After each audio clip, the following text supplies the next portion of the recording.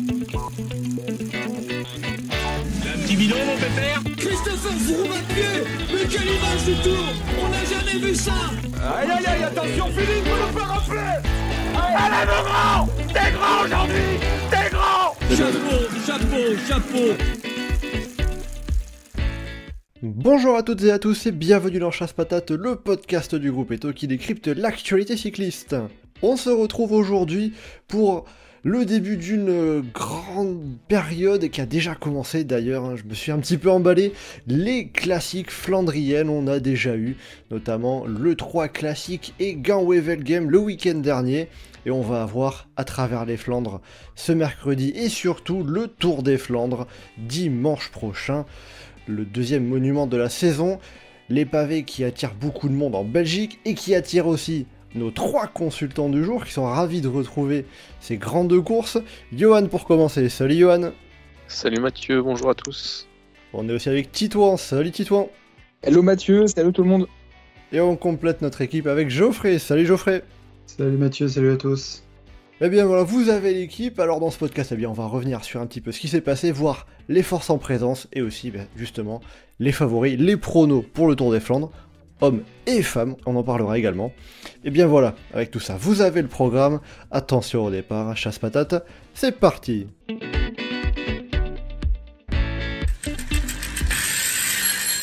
Alors déjà pour commencer, petit rappel des 2 courses que l'on a eues ce week-end, on va parler des hommes dans un premier temps. On a eu donc le 3 classique remporté par Mathieu Van Der Poel en solitaire. Mathieu Van Der Poel qui avait attaqué dans le Paterberg. Paterberg qui était sur le 3 classique placé avant le vieux Quarmont. On rappelle que ce sera l'inverse pour le Tour des Flandres. Et on a eu également dimanche Gand-Wevelgem remporté non pas par Mathieu Van Der Poel, mais par Mats Pedersen qui a battu au sprint le champion du monde néerlandais. Messieurs, déjà, qu'est-ce que vous retenez de ces 2 courses, de ce qu'on a pu voir aussi bien du déroulé que du résultat? Mathieu Van Der Poel un peu en roue libre, qui attaque un peu quand ça lui chante. Il fait du Mathieu Van Der Poel, quoi. Oui, voilà, c'est ça. Là, maintenant, il a suffisamment de force et de niveau pour pouvoir assumer ça face à tout le monde. Après, pas totalement, parce que dans Wevelgem, il était un peu raide, mais c'est marrant à suivre, c'était sympa. C'était pas des courses désagréables. Le fait qu'il perde le dimanche, ça donne le petit côté humain, tu sais, dans les débats, est-ce qu'il fait partie des mutants ou pas. Ça donne ce petit côté sympa. 2 belles courses, vraiment sympa à suivre, des beaux rebondissements, des belles flandriennes. Geoffrey, qu'est-ce que tu en as pensé, toi, de ce week-end? C'est un peu comme Johan, dans un sens où les flandriennes, ça reste toujours, quoi qu'il arrive, sympa? C'est ça, ouais. Sur forme, il y en a quelques-uns qui débattaient sur le suspense, sur comment ça avançait sur la course. C'est les courses où on est en train de se dire, est-ce que c'était bien ou pas? Ça a flingué dans tous les sens pendant 2 heures. Mais est-ce que ça a suffisamment flingué ou pas? Non. Et là, on est vraiment au cœur de ces super courses qui s'enchaînent. Et enfin, voilà, quoi, c'est toujours un super moment, Rellbeke, Wevelgem. Vivement Quarmont et le Ronde ce dimanche. Ah Après, oui. pour Mathieu Van Der Poel, on y reviendra après, mais ce qui est à retenir de ce week-end aussi, c'est que à Wevelgem, même si les organisateurs font beaucoup de choses pour mettre la course en avant, pour mettre de la distance, pour mettre des difficultés, pour que ça pèse, clairement, c'est en dessous des autres, parce que rouler comme l'a fait Mathieu Van Der Poel ce dimanche, il fera pas ça sur le Ronde 2 parce que il va pas prendre le risque de se faire aligner au sprint à l'arrivée, alors que là, il faisait ses efforts en préparation pour les 2 semaines qui arrivaient aussi. Et il gagnait tant mieux, il gagnait pas tant pis. J'ai l'impression que dans la manière dont il avançait. Ouais, tu veux dire que c'est un peu comme on avait vu le doublé des Jumbo-Visma l'année dernière. Gand-Wevelgem, ça reste entre guillemets une course de préparation, c'est pas l'objectif principal du printemps. Voilà, parce que s'il y avait faire une comparaison avec les Jumbo de l'année dernière, ce serait plus Milan-San Remo que Mathieu Van Der Poel a sacrifié pour un coéquipier. Oui. Là, il l'a pas laissé Pedersen gagner. Mais clairement, quitte à ne pas gagner, c'est celle de ce week-end qui était à pas gagner. Oui, parce qu'il y a un côté où le 3, entre le 3 classique et Gand-Wevelgem, c'est plus le 3 qui fait un peu office de mini Tour des Flandres. Non, là, c'est plus par rapport au tracé. Peut-être que tu penses là, en termes de prestige, Wevelgem reste au-dessus de d'Harelbeke. Euh, Après, Mini Tour des Flandres, c'est plus par les monts qui sont mis. Harelbeke, c'est aussi rigolo de voir. Hey, regardez, on prend tous les mêmes noms, mais on les passe absolument pas dans le même ordre. Juste pour faire différemment des autres. Et aussi de, regardez, on prend tous les mêmes noms, mais vous pouvez tous les prendre par la rigole puisqu'on n'a pas de barrière. Ah, quoi que si, là, cette année, ils avaient mis Oui, les barrières. ils en ont eu. Alors oui, c'était Le... le Tayenberg. Taillenberg, là, ils avaient mis les barrières. Mais Ça, c'est scandaleux quand même, hein. Franchement, la plupart des traditions comme ça. alors que, bon, le Paterberg, Van Aert, il aurait préféré, je pense peut-être, hein, qu'il y ait des barrières. Bah, c'est ça, il a pas fait assez de cyclocross cet hiver, Van Aert, et il y a un peu de boue à un endroit, et il est complètement désemparé. Oui, avec sa chute quand il était un peu coincé dans la rigole derrière Stephen Kung. En plus, au moment où Mathieu Van Der Poel a attaqué, bon, on aura l'occasion d'y revenir, mais c'était un peu un des moments chauds de ce week-end. Titouan, toi, qu'est-ce que tu retiendrais de ces deux courses qu'on a pu avoir avec le 3 classique et Gant-Wevelgem? Comme Johan, que c'était de très très belles courses, un peu plus sympa que l'année dernière où il y avait eu la domination d'Isma qui était assez déprimante. Et là, vraiment très belle course. Et je retiens aussi qu'on n'a pas forcément eu à part Van Der Poel et Pedersen, on n'a pas forcément eu des protagonistes qu'on attendait particulièrement. Les Visma ont été, on en parlera, mais ont été un peu en dessous des débats. Arnaud Delis n'a pas été présent, mais les Soudal non plus, alors que Binyam Girmay s'est remontré à son avantage sur les Flandriennes, comme d'autres. Tu parlais d'Arnaud Delis, d'ailleurs son équipe a annoncé qu'il ne sera au départ ni du Tour des Flandres, ni de Paris-Roubaix. Voilà, il ira gagner à Paris-Camembert, ce sera très bien. Donc, ouais, voilà. C'est vraiment des protagonistes un peu différents et des courses très sympas. Quand il n'y a ni Pogacar ni Visma qui écrase, c'est tout de suite plus hâte à voir, quoi. Oui, quand il y a pas, quand c'est pas forcément écrasé par un seul coureur. Parce que bon, on avait l'exemple aussi cette semaine en Catalogne avec Pogacar. On aura l'exemple d'ici une dizaine de jours avec probablement Vingegaard au Pays Basque.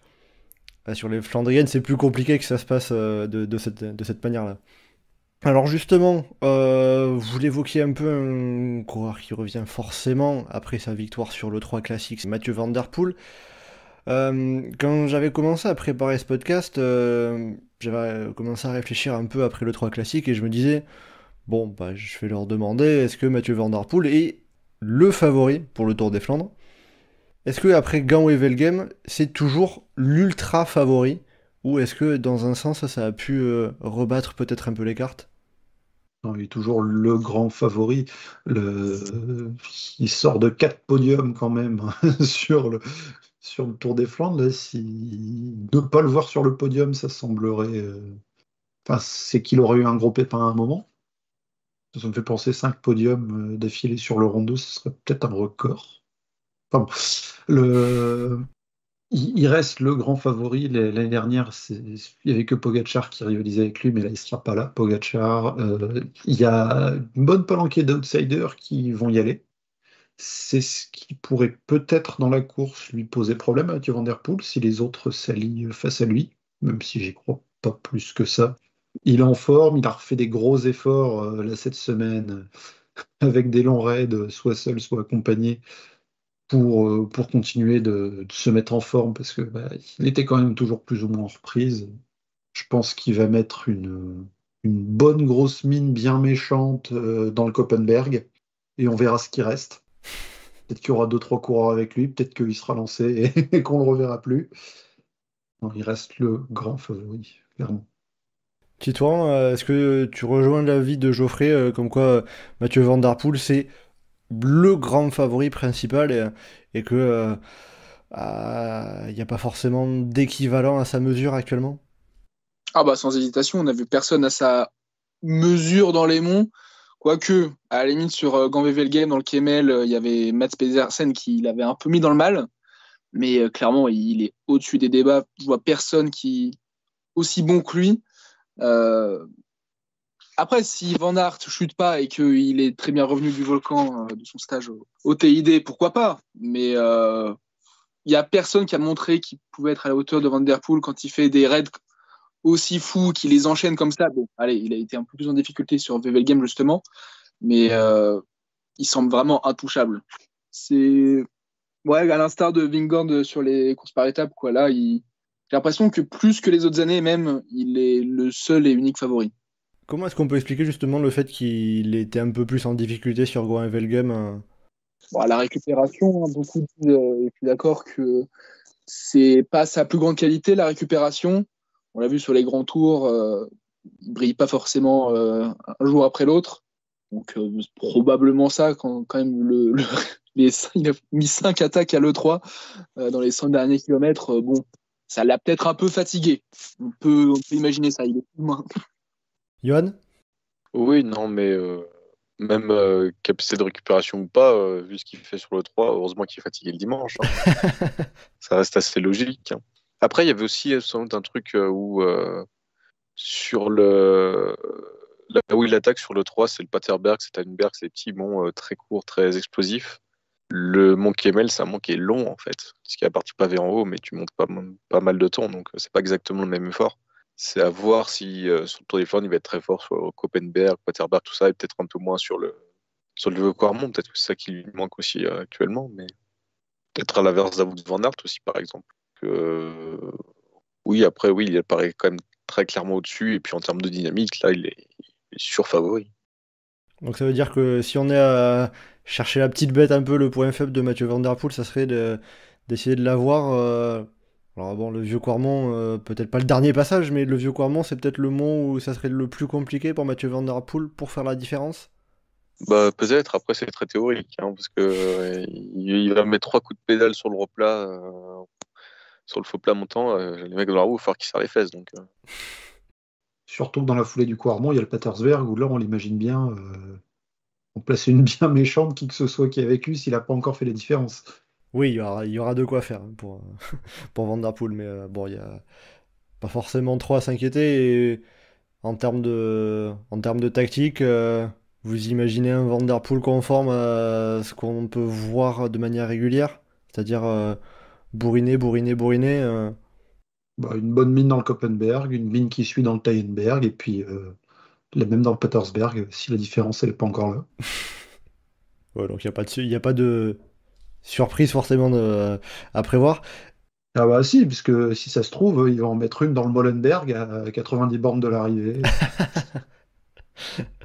Ah, j'attends de voir ça. Hein. Il y a un côté aussi où on regarde pas mal Mathieu Van Der Poel uniquement par le prisme de sa puissance individuelle. On parle pas forcément souvent de son équipe. Est-ce que c'est parce que son équipe finalement lui sert pas à grand chose ou qu'elle ne serait pas en mesure de lui être beaucoup utile? Est-ce que le fait d'avoir peut-être un Jasper Philipsen, je ne sais pas, pourrait jouer un rôle où son équipe sera pas forcément à prendre en compte dans les calculs pour imaginer ce qui se passera sur la course? Mon équipe sera clairement à prendre en compte, mais pas pour le final. Le Tour des Flandres, c'est hyper long, c'est 270 bornes. Il y a énormément de trajets depuis Anvers jusqu'au mont où il faut rester protégé, il faut être à l'abri, il faut remonter. Ça tournicote sans arrêt dans plein de villes, dans plein de villages, avec plein de petits pavés, du mobilier urbain dans tous les sens. C'est loin d'être une balade de santé comme les lignes droites interminables qu'il y a sur Milan-San Remo avant qu'on attaque les capis. Oui, c'est sûr. Même si, bon, il y a aussi quelques traversées de villages et tout ça. Il y a des inconnus en plus sur la météo pour ce week-end, donc ça peut rajouter aussi de la difficulté, de l'usure, et donc des points sur lesquels les équipiers seront très importants dans les 3 premières heures de course. Et quand on regarde la start-list, clairement, il y a du monde qui est là pour l'encadrer, pour qu'il soit tranquille après ce moment-là, et pour qu'il arrive aussi frais que possible quand il décidera d'en mettre une. oui, parce que quand tu regardes la start list Alpecin pour le Ronde, c'est une équipe pour Paris-Roubaix, hein, c'est pas une équipe pour le Tour des Flandres. Que des grosses fesses qui vont pas passer un mois en tête dans les 30 premiers quand ça va accélérer, quoi. C'est pas... Il y a peut-être juste Søren Kragh Andersen qui sort un peu du lot, mais... Bah, théoriquement, oui. Après, sur la dernière course, c'est pas... Pareil, Gianni Vermeersch qui a déjà fait des trucs sympas, mais là, oui, tu dis qu'il va être tout seul quand ça va commencer à péter, quoi. Ou alors c'est ça, il y a un doute sur la météo, il y a du vent, ils foutent que des gaziers, ils vont se mettre à balancer les bordures à la sortie de la Paddestraat avant même le premier passage de Quarmont. Ils seront 14 dans le peloton au premier passage du Mont. Et puis, c'est pas à 100 bornes de l'arrivée qui va mettre son latex à 150. Après, bon, pour entre guillemets finir sur Mathieu Van Der Poel, parce qu'il est peut-être limite tellement fort qu'on a déjà fait le tour, il n'y a pas forcément énormément à dire. Est-ce que Mathieu Van Der Poel, c'est la meilleure version de ce qu'on a, de ce qu'on a pu voir du néerlandais, en tout cas sur les Flandriennes, par rapport à ces dernières années? Clairement, pas toutes les autres années, mais comme je disais tout à l'heure, il y avait quelqu'un en face, et là, il paraît vraiment encore plus intouchable. Peut-être que c'est le fait d'être en reprise, d'avoir repris seulement à Milan-San Remo, et d'avoir peu de jours de course qui fait qu'il paraît si fort, mais il dégage une telle puissance dans les monts. J'ai pas souvenir d'avoir vu aussi fort, quoique l'année dernière, c'était très très solide, mais bon, il y avait un Slovène volant qui était là, donc ça relativise. À voir ses temps d'ascension sur Kwaremont-Paterberg, à voir s'il bat ses temps, mais j'ai pas souvenir de l'avoir vu aussi fort, aussi dominant, quoi. Parce que bon, en plus d'être dominant dans les monts, il est dominant sur le plat, il fait un peu ce qu'il veut, quoi. On peut pas vraiment non plus comparer avec ces dernières années, parce que ces dernières années, il faisait qu'une seule course une seule flandrienne avant le Tour des Flandres, alors que là, il va en faire un peu plus. Enfin, il en a fait 2, puisqu'il sera pas au départ de travers les Flandres. Et il a dit qu'il a besoin de se reposer un petit peu après toutes ses attaques. Ouais, mais là, je veux dire, ces dernières oui. années, il en faisait qu'une, quoi. Faut remonter à. On va pas compter l'année 2020 avec le calendrier qui ressemblait pas à grand-chose. Il avait fait un peu plus en 2021. En fait, on a 2023, c'était le 3 classique. 2022, c'était à travers la À travers Flandre. la Flandre. On a 2021. Là, il fait un peu plus de courses, mais il avait commencé plus tôt. Il avait gagné l'Estrade Bianche. Il avait fait un super Tirreno. Ouais, tout à fait. Donc forcément, après avoir fait autant de courses début mars, fin mars, il fallait couper un petit peu. Puis c'était particulier vu qu'il n'y avait pas de Paris-Roubaix Oui, au en plus. printemps avec le Covid, donc l'agencement du calendrier était un peu différent. Ouais, tout à fait. Puis, enfin, on est aussi dans une saison qui est particulière, 2024 pour Mathieu Van Der Poel. Hein. On sait sa volonté. Déjà, il va pousser jusqu'à Liège-Bastogne-Liège notamment, normalement. Et après, son objectif cet été de faire les Jeux sur route et en VTT. Donc forcément, il faut adapter le calendrier et pas faire énormément de courses en début de saison pour garder un peu de fraîcheur pour la suite. Est-ce qu'il va faire une seule course par étape cet été déjà? C'est une très bonne question. Pour l'instant, il me semble pas que ça soit prévu, en tout cas comme ça, parce que là, on va avoir, enfin, il devrait être au départ du Tour des Flandres, de Roubaix, puis ensuite Amstel et normalement Liège. Il n'y a pas trop de raison parce que après le Liège-Bastogne, j'ai vu s'il se met au VTT. Ouais, il n'y a pas forcément grand-chose qui collerait, quoi. Oh, il fera peut-être le Tour de Belgique. Oui, histoire de se faire ses petites intensités. Bon, voilà pour Mathieu Van Der Poel, qui est donc pour vous le grand favori numéro 1 pour ce Tour des Flandres, après ce qu'il a pu montrer sur le 3 classique, sur Gand-Wevelgem. Par rapport à ces dernières années, on a l'habitude toujours de faire un peu le duel Mathieu Van Der Poel, Wout Van Aert. Pour le coup, Wout Van Aert, lui, a fait une préparation encore là aussi différente. Il est revenu ce week-end du volcan de Teide où il s'était préparé pendant plusieurs semaines avec l'objectif de vraiment revenir au dernier moment et avoir la meilleure forme possible. Il a fait 3ème de l'E3 classique après avoir justement chuté sur au pied du Paterberg au moment où Mathieu Van Der Poel commençait son attaque. Est-ce qu'il y a un côté où Wout Van Aert a pu être un peu inquiétant ou faut pas s'alarmer non plus et ça va revenir pour le Belge? Je sais pas s'il faut s'alarmer. Après, en soi, c'était quand même pas si loin de revenir un moment sur Mathieu Van Der Poel en Pro 3, notamment si un moto n'avait pas aidé Van Der Poel aussi. Donc il était quand même largement au-dessus de la concurrence à l'E3. Il faisait de très belles montées de mont, il était très costaud. C'est compliqué de comparer parce que tu as un Van Der Poel en face qui est monstrueux, mais en soi, il est quand même très, très, très, très fort. Il s'annonce quand même comme le concurrent principal. Donc après, c'est toujours compliqué d'être sûr de comment il va arriver ou si le fait de vouloir préparer ses courses flandriennes en stage, c'est ce qui marche ou pas. C'est là que tu vois que la Jumbo, c'est vraiment la nouvelle Sky, parce que c'est vraiment ce qu'ils faisaient les Sky à vouloir préparer à chaque fois les Flandriennes en stage. Ça marchait jamais beaucoup. Mais donc là, on va voir si ça marche pour Jumbo. Oui, on sait que l'équipe néerlandaise est friande de ces stages un peu tous azimuts, notamment sur le TID. Là, oui, ils étaient plusieurs coureurs à revenir du TID sur le Grand Prix E3, vraiment pour ce week-end. Bon, ils sont plusieurs à être tombés en plus, avec Bertrand Hagenes, Tige Benoît, Dylan Van Baarle, Wout van Aert. Ça n'a pas forcément été un retour des plus idéaux.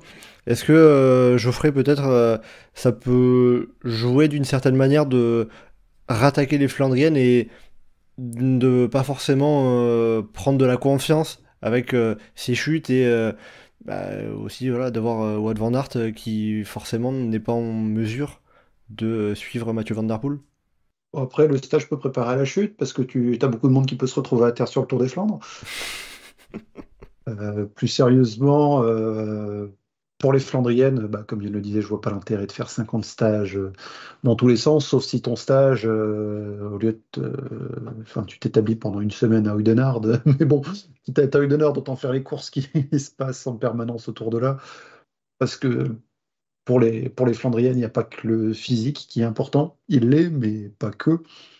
Le fait d'être préparé mentalement, de s'habituer à ces courses, à cet enchaînement de difficultés. Bon, après, Mathieu Van Der Poel, ces dernières années, il n'en faisait pas beaucoup, c'est pas ça qui l'a empêché de gagner. Et Wout van Aert, il a fait tellement de courses dans ce coin-là dans sa carrière que c'est un terrain qu'il connaît. Et on peut dire la même chose pour Benoît, on peut dire la même chose pour Van Baarle. L'équipe Visma-Lease-a-Bike va être compétitive. Maintenant, est-ce que Van Aert est au niveau de Van Der Poel? Vendredi, il ne l'était pas encore.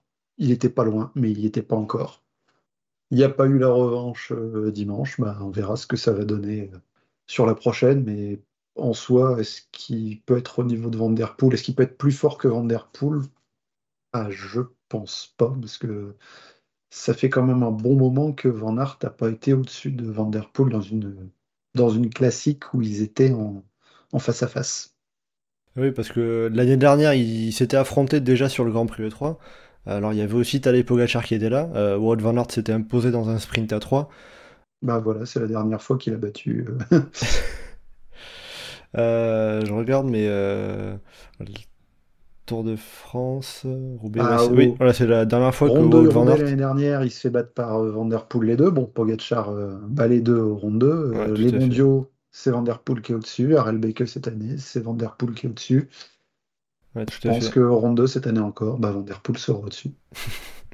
Donc, comment est-ce que tu l'estimes au niveau de la hiérarchie, Wout van Aert, et au niveau de sa forme un petit peu, Geoffrey?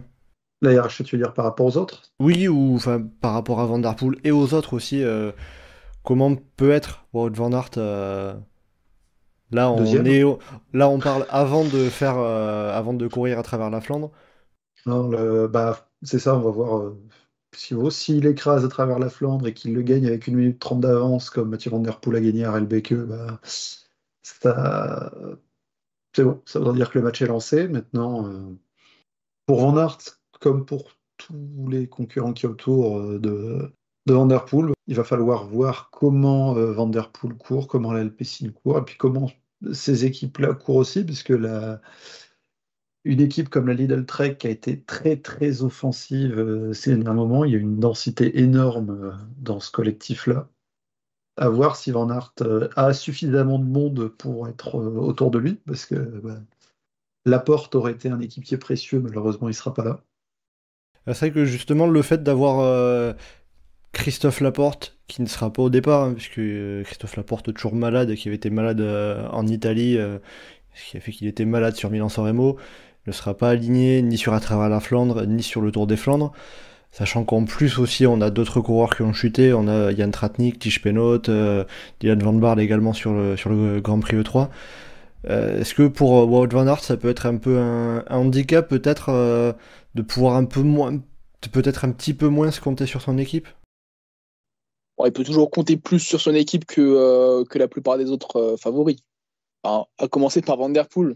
Parler de handicap, c'est peut-être Oui, mais du coup, comment Wout van Aert pourrait rééquilibrer l'écart qu'il y aurait par rapport à Mathieu Van Der Poel? Comment est-ce que Wout van Aert, tactiquement, pourrait faire en sorte de gagner le Tour des Flandres?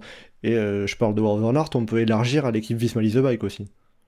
Balancer les équipiers devant en permanence et forcer Van Der Poel à faire l'effort dès qu'il sera esselé. Parce que Van Der Poel sera esselé à un moment.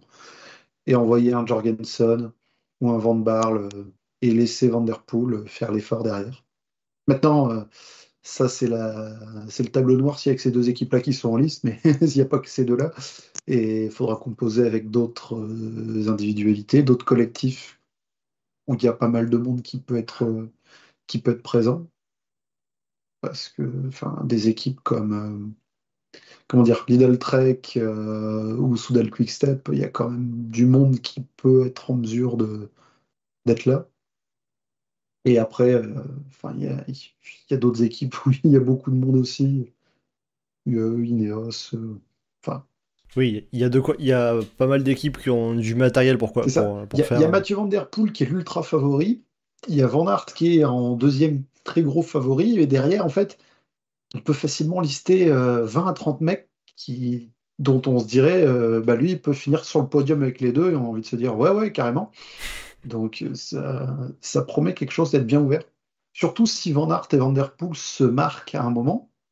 Bon, ça ne prendra peut-être pas les proportions de Revel Game il y a quelques années, mais si les deux se marquent, il y a beaucoup d'équipes qui peuvent tirer leur épingle du jeu grâce à ça. Euh, alors, comme on était un petit peu sur les affrontements un peu entre Mathieu Van Der Poel et Wout van Aert, j'ai voulu regarder les dernières, enfin, toutes les fois où ils se sont affrontés, en tout cas sur les Flandriennes. Finalement, comme ils ne courent pas énormément de Flandriennes, c'est pas tant que ça. On avait justement le Tour des Flandres et le Grand Prix E3 de l'année dernière, avec Van Der Poel deuxième sur le Tour des Flandres et Van Aert qui remporte le 3. 2022, Van Aert avait, je crois, le Covid pour le Tour des Flandres, donc il n'était pas au départ. Et il ne s'était pas croisé auparavant, même si après Van Aert a devancé Mathieu Van Der Poel sur Paris-Roubaix.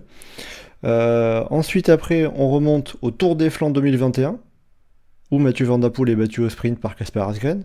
Le Grand Prix E3, où Mathieu Van Der Poel fait podium et Wout van Aert est en dehors du top 10.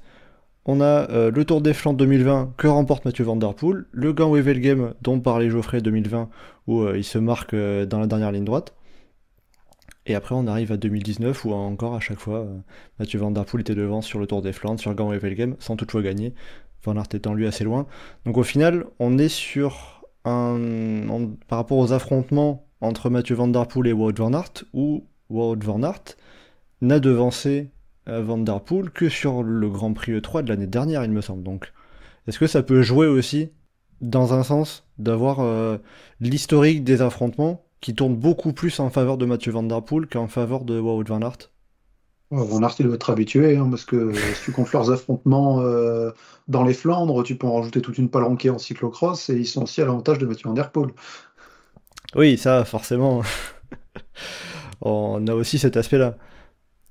Et du coup, Johan, est-ce que finalement ce bilan, comme je l'évoquais, peut avoir une incidence ou finalement, bon, bah, c'est simplement le signe, l'indication que Mathieu Van Der Poel domine Wout van Aert sur ce terrain? Je pense que c'est pas nouveau de cette année que Van Aert a une espèce de petit complexe d'infériorité face à Van Der Poel et que tu le sens des fois en course que il court en se disant qu'il n'est pas favori dans l'affrontement. Donc sans doute que ça va jouer, sans doute que ça va avoir un impact. Après, si tu veux qu'on parle de ce bilan, ça veut aussi dire qu'il peut battre Van Der Poel au sprint.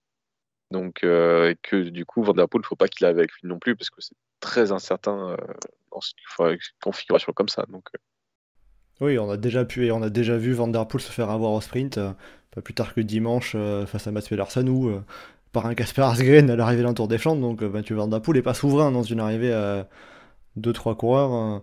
Ça peut être l'aspect sur lequel Wout van Aert pourrait jouer, de se dire j'en place pas une, mais je colle au maximum Mathieu Van Der Poel, ou ça semble un peu audacieux d'espérer faire l'ascension sur le champion du monde? après, ça dépend comment tu te sens en course et comment tu vois les choses, mais tu peux assumer que l'autre est favori et que tu bouges pas de sa roue et que tu as des équipes innovants qui sont à l'attaque, comme a dit Geoffrey tout à l'heure. Normalement, il faut utiliser son collectif. Faut utiliser aussi son collectif quand tu as des équipiers qui sont à côté de toi et que tu leur demander de rouler au lieu de t'attaquer tout seul en poursuite à certains moments. Titouan, est-ce que tu y crois, toi, à ces tactiques d'équipe un peu qu'évoquent Geoffrey et Johan pour la Visma Lease Bike sur le Tour des Flandres? J'y crois, après à voir comment ils seront en forme, quoi. Parce que bon, entre les chutes, les maladies, bon, c'est pas pour l'instant très glorieux leur bilan, à l'instant T, en tout cas sur le 3, et je parle même pas de VV le game où ils ont été quasi absents. Donc j'ai envie d'y croire pour le suspense, on va dire. Mais ouais, ça dépend vraiment de leur forme et ça fait très bateau, quoi. Ça dépend. Et je pense que de toute façon, c'est la seule et unique manière pour Van Aert de pouvoir prendre l'ascendant sur Van Der Poel, ou alors ne rien faire et attendre juste le sprint et miser sur un sprint long, comme Pedersen, comme Asgreen, comme Brian Cocard fut un temps sur un Tour de Norvège. Ah oui, tu vas chercher loin les exemples. Fut un temps, c'était quand même Cocard, c'était un des rares à avoir battu Van Der Poel au sprint. Mais c'est une des rares configurations où ils peuvent espérer quelque chose, donc évidemment que pas. Et après, qui peut vraiment jouer un rôle? Parce que les résultats n'ont pas forcément été... les résultats étaient très bons en début d'année, puisqu'ils ont fait le doublé sur l'Omloop et Kuurne, avec notamment la victoire de Jan Tratnik sur l'Omloop et Kusblad, puis Wout van Aert qui avait levé les bras sur Kuurne-Bruxelles-Kuurne. Mais donc on a pu voir les chutes ce week-end sur le 3, une équipe moins en vue sur Gant-Wevelgem. Qui peut vraiment avoir un rôle à jouer dans ce cadre-là du côté de la Visma Lease Bike? Probablement Tratnik, probablement le vainqueur de Paris-Nice, Jørgensen, et peut-être Van Barle, même si sa condition lui est encore plus incertaine. Et pour moi, Tratnik et Jørgensen, c'est vraiment les coureurs clés du collectif Visma. Ils ont des profils en plus, ils ont tous les trois des profils similaires de Flandriens qui grimpent bien et qui bourrinent bien sur du plat aussi, donc bon, ils n'ont pas des CV très différents, on va dire. Mais les trois ensemble qui partent incessamment dans les coups, qui suivent, qui attaquent, ce sera à voir avec eux. Je vois pas Bertrand Laguenès, je crois qu'il est prévu. Je pense pas que ce sera lui qui va aider dans le final. Oui, il a quand même gagné l'étape de Cassel sur les 4 jours de Dunkerque l'année dernière. Donc on peut s'attendre à tout. Hein. Mais oui, Bertrand Laguenès qui a lui aussi fait partie des coureurs qui ont chuté et abandonné sur le Grand Prix E3. Je crois qu'ils sont pas beaucoup du côté de la Visma à être passés entre les gouttes. Il y a Mathieu Jorgensen et ça doit être à peu près tout. Hein. Par rapport à ce qu'on évoquait pour une stratégie d'attente pour Van Aert, par contre, il y a juste un point que je voulais rajouter. Il faut quand même pas qu'il soit trop défensif non plus, parce que s'il décide de rester dans la roue de Van Der Poel et de ne pas bouger et d'attendre le sprint, s'il se retrouve avec un Mats Pedersen qui s'accroche aussi et qui passe aussi, c'est pas dit que ce soit Van Aert qui le gagne le sprint. Oui, là, forcément... Seulement face à Mathieu Van Der Poel, ou s'il y a en plus d'autres coureurs rapides au sprint, ça serait pas la même équation, et un peu plus incertain. Et justement, vu que tu parles de Mats Pedersen, qui a battu Mathieu Van Der Poel au sprint sur l'arrivée de Gant-Wevelgem, un mot quand même sur l'équipe Lidl Trek, qui s'est pas mal montrée, aussi bien dimanche que vendredi également sur le 3 classique. Avec Mats Pedersen, avec Jasper Stuyven, avec Jonathan Milan, avec aussi Tom Schoens. Quel rôle peuvent jouer justement les coureurs de la Lidl Trek par rapport à ce qui pourrait se mettre en place et peut-être essayer d'embêter Mathieu Van Der Poel, de se mêler aux tentatives des Visma Lease Bike? Qu'est-ce que les Lidl Trek peuvent faire pour le Tour des Flandres? On parle de Jumbo qui devrait se mettre en mode attaque, tout ça, mais il y a des chances que ce soit plus la Trek qui fasse ce genre de course et qui lance les mouvements de course de loin, les groupes d'outsiders qui attaquent à 100 bornes de l'arrivée, des choses dans ce genre-là. Il y a plus de chances que ça vienne d'eux, a priori. Surtout que là, ils sont en confiance, ils ont vu que ça marche bien, qu'ils sont plusieurs coureurs en forme qui peuvent peuvent aller jouer. Un Jonathan Milan qui après passera pas les derniers mots. Là où il faut, tu peux l'envoyer d'assez loin et ça fait un bon point d'appui, un bon point à envoyer de loin. Et après, tu as une belle doublette Steven Pedersen que tu peux faire attaquer un peu n'importe où, n'importe quand. Et qui vont faire peur parce que c'est des vainqueurs potentiels de monuments. Donc, Et c'est des coureurs c'est aussi des coureurs qui vont relativement vite au sprint, donc c'est pas des coureurs, c'est pas un Stéphane Kung, tu te dis, bon, je peux aller au bout avec lui, il y a pas de souci, il y a pas trop de soucis à prévoir au sprint, quoi. oui, c'est des coureurs avec lesquels t'as pas envie d'arriver de manière spéciale, quoi. Après, ils ont intérêt à durer à la course, sachant que c'est une configuration qui avantage plutôt Van Der Poel. Et s'ils n'ont pas plutôt intérêt à être suiveurs des petits coups et piéger. Est-ce qu'ils seront pas intéressés de refaire le même style de course qu'il y a eu l'année dernière, où ils étaient pas tout seuls, bien évidemment, mais ils ont fait partie du premier coup qui s'était lancé assez loin de l'arrivée, et où Mats Pedersen a été le dernier repris et dépassé par Tadej Pogačar. Ça peut pas aussi peut-être les avantager d'anticiper comme ça avait pu être le cas de l'année dernière? Pedersen, ses meilleurs résultats sur le Tour des Flandres, c'est attendre très très loin en général. Si Pedersen, qui a pris plus ou moins le leader, même s'il dit pas ça comme ça, si tu considères que c'est lui qu'il faut privilégier, il faut lancer la course de très loin. Même Stuyven est quand même très à l'aise dans les courses de grosse endurance, donc je pense pas qu'en plus ça désavantage Van Der Poel si tu avais une course lente, parce que typiquement si tu te retrouves avec une course comme le Tour des Flandres début des années 2010, celle que gagnait Cancellara, Sagan, tout ça, où ça attaque jusqu'au vieux Cormont-Paterberg. Van Der Poel qui met une attaque dans le Paterberg, qui part tout seul et qui garde 20 secondes d'avance, c'est pas forcément mieux qu'un Van Der Poel qui est un peu usé et que qui n'arrive pas à mettre autant de force dans les monts. Donc je suis pas sûr que ce soit mieux dans un sens ou dans l'autre. Geoffrey, par rapport à la force d'équipe, est-ce que on peut peut-être limite imaginer que les Lidl Trek, en termes de travail d'équipe, tentative d'équipe, peuvent être plus embêtants que les Visma Lease Bike pour Mathieu Van Der Poel?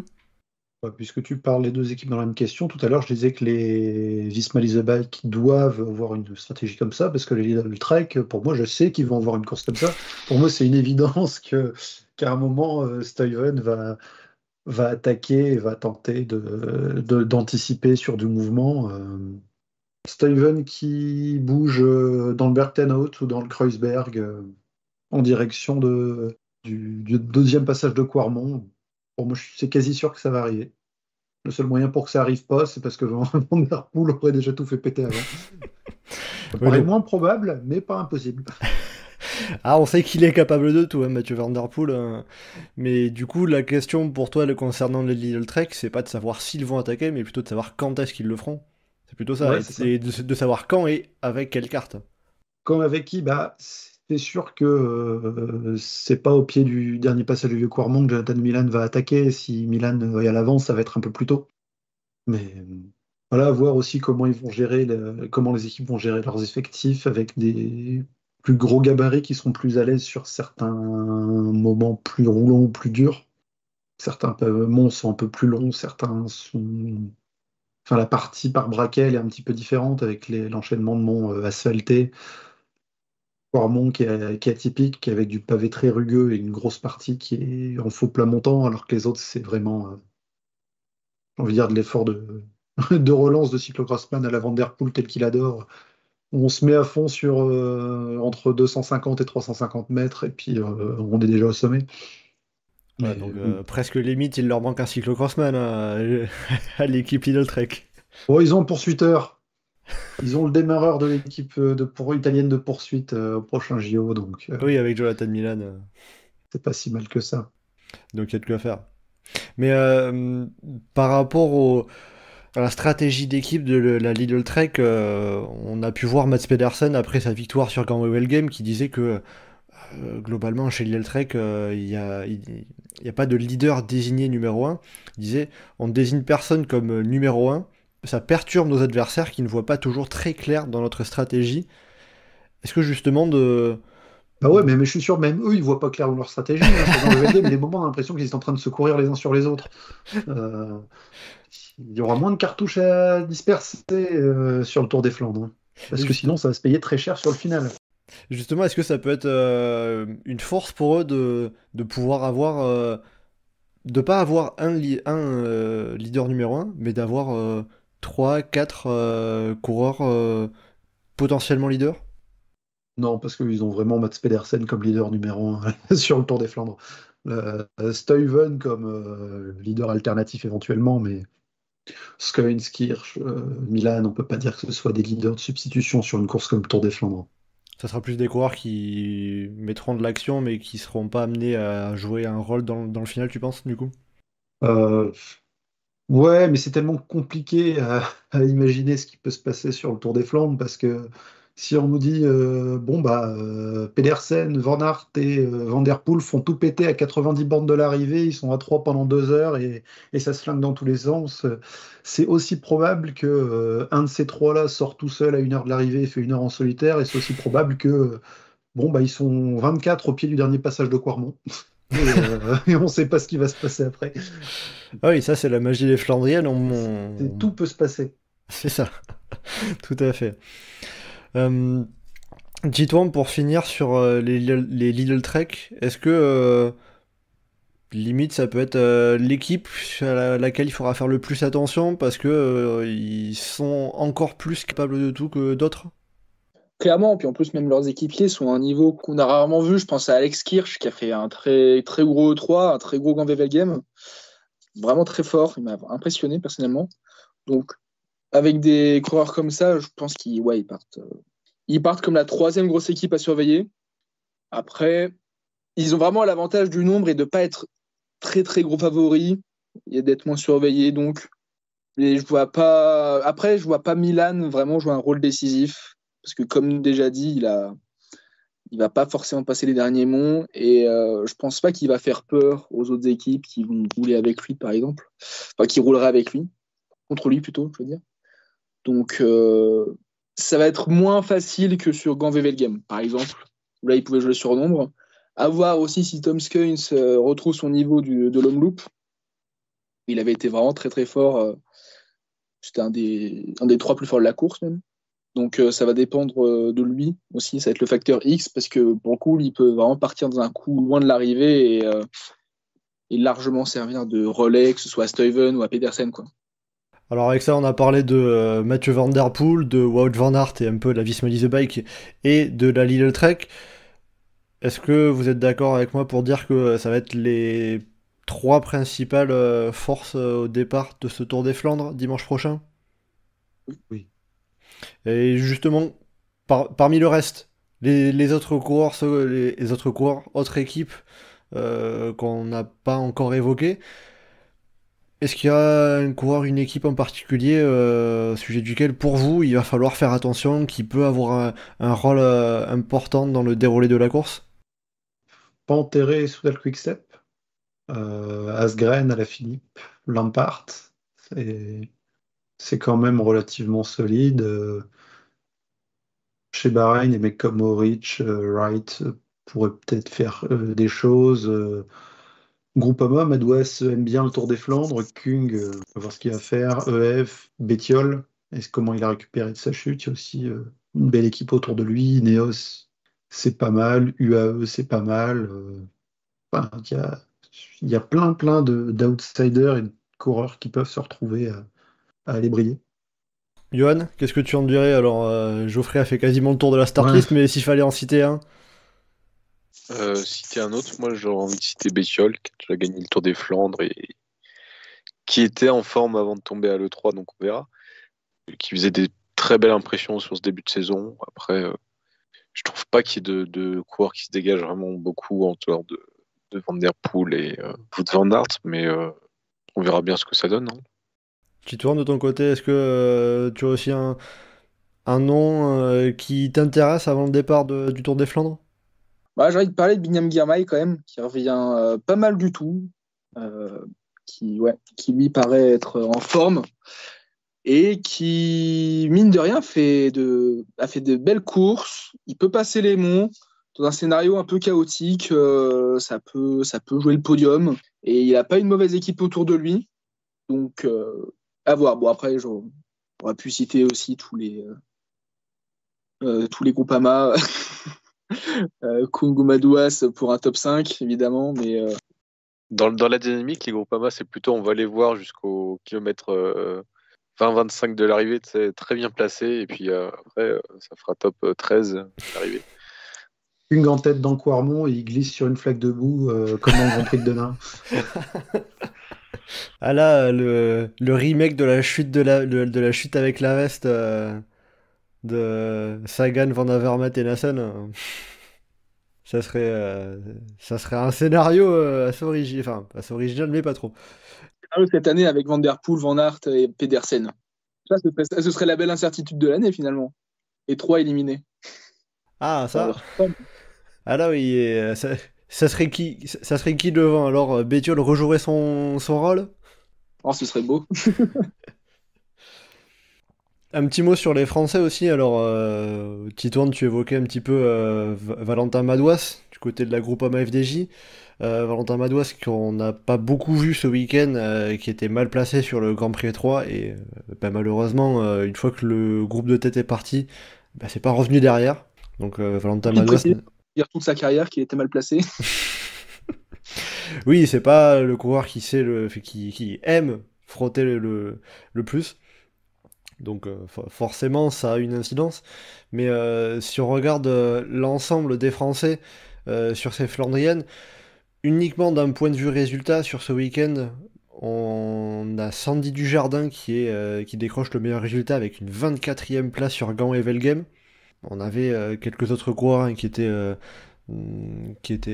dans le groupe également. Mais donc Sandy Dujardin 24e, c'est le meilleur résultat d'un coureur français sur Gand-Wevelgem et le Grand Prix E3 cumulé. Même si après on avait aussi vu Julien Alaphilippe un peu actif sur le 3 classique, aussi Hugo Page et Anthony Turgis à l'attaque dans le final sur Gand-Wevelgem. Bon, Turgis, on le verra moins à l'attaque dans le Tour des Flandres. Ça c'est sûr, puisque Total Energy n'est pas invité par les organisateurs. Alors qu'en plus, les courses qu'ils ont fait franchement de belles courses à chaque fois, donc ça donne des regrets quand même. Ouais, il y a peut-être un côté où c'est un peu rageant de commencer à se voir retirer des invitations World Tour, surtout pour Anthony Turgis qui avait peut-être une carte à jouer. Mais pour le reste, pour les Français, qu'est-ce qu'on peut dire, où est-ce qu'on en est pour les coureurs français qui pourront être au départ du Tour des Flandres par rapport à ce qu'ils ont montré jusqu'à présent? Déjà, il y en a très peu au départ, donc ça aide pas. Oui, sachant qu'on n'aura pas Christophe Laporte. Hein. Il n'y aura pas Laporte, faudra compter sur Madouas, probablement la seule chance de faire un gros résultat. Ou sinon, après des coups habituels qui peuvent arriver sur ce genre de course, d'un coureur qui va se glisser dans un top 10 en étant une très bonne journée ou des choses comme ça, mais t'as un peu l'impression que d'être retombé au moment où les Français n'arrivaient même pas à faire des top 20 sur le Tour des Flandres, quoi. Ou se retrouver avec des noms improbables à faire des top 17 en tant que premier Français, et des trucs comme ça. Donc, ouais, il y a peu de chances de voir beaucoup les Français sur la course. Geoffrey, on peut espérer quelque chose ou tu es comme Johan, ça va être compliqué sur ce Tour des Flandres? Ouais, parce que même il y a moins d'équipes françaises, forcément, et dans les équipes françaises, il y a moins de Français en plus. Donc, c'est peut-être Cofidis qu'on aura le plus avec 4. On a 4 Les Français autres, ils doivent en avoir 2 ou 3 à chaque fois. Ouais, on en a 4 chez Cofidis. Pour l'instant, dans la start list provisoire, on a Debeaumarché, Mahoudo, Renard et Zinglé.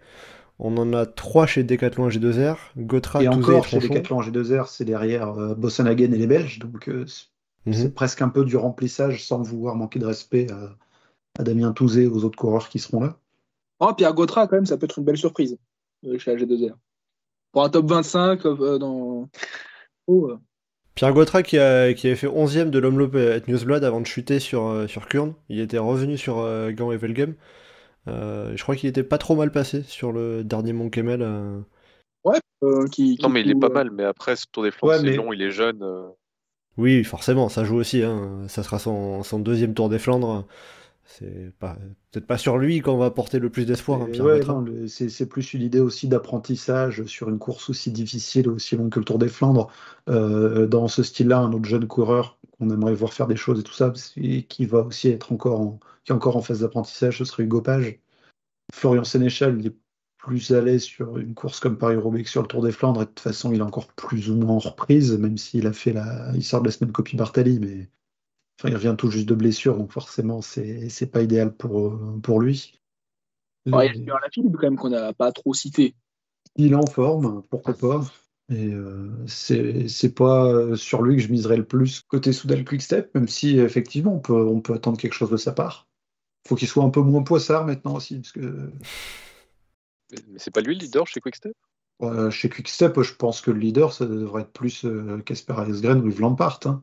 Après, les Soudal Quick-Step se sont pas non plus énormément montrés sur ces Flandriennes, donc ça peut... Ouais, s'il continue de se foirer comme ça, le mieux classé, ce sera Jelly Moscone qui va faire 27ème.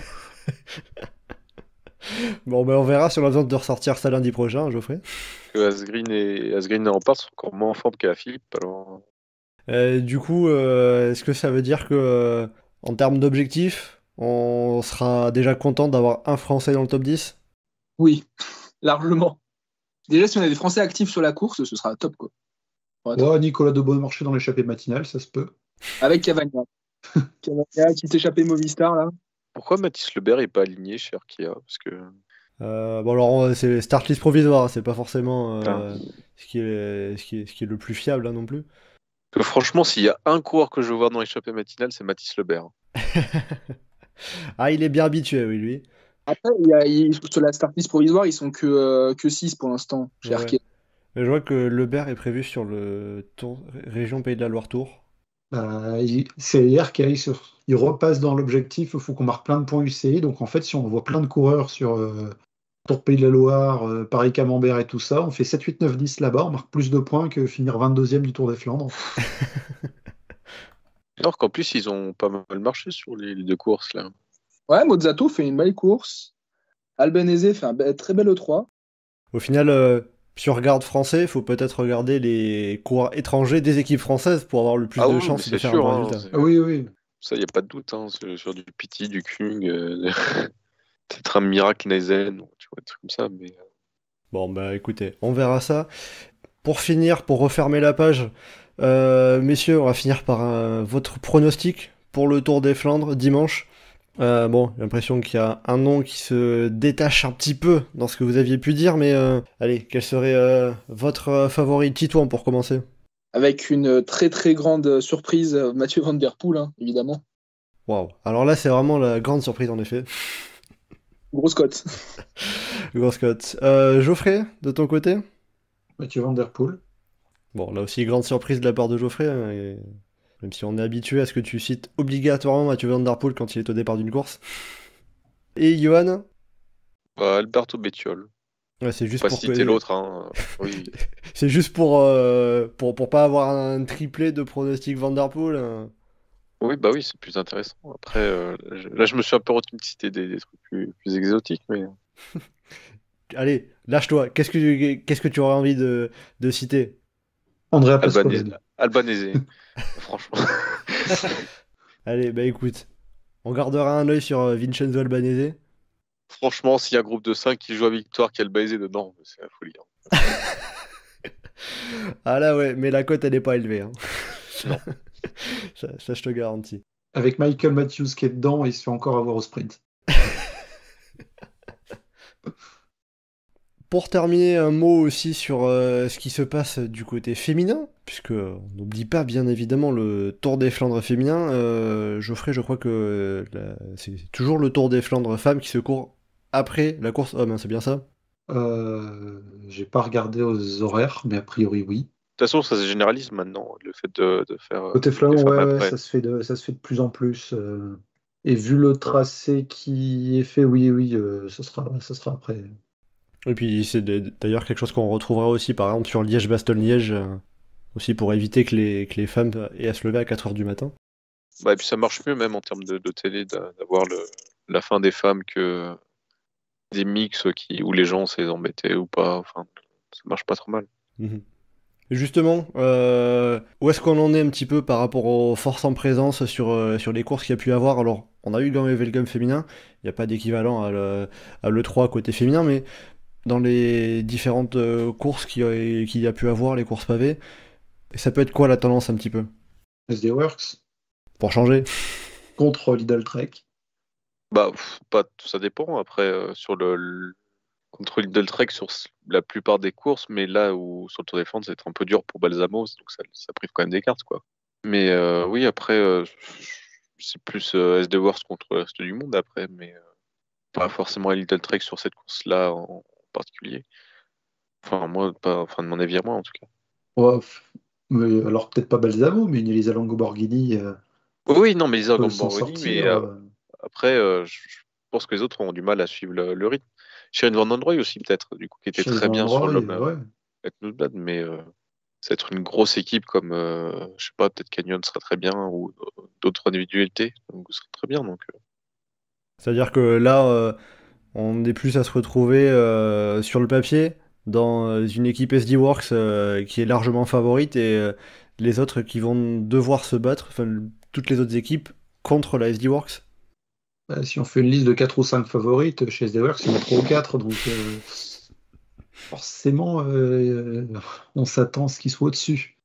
Ouais, tu citerais qui? Parce qu'on a Lotte Kopecky qui est la double tenante du titre, Demi-Volering.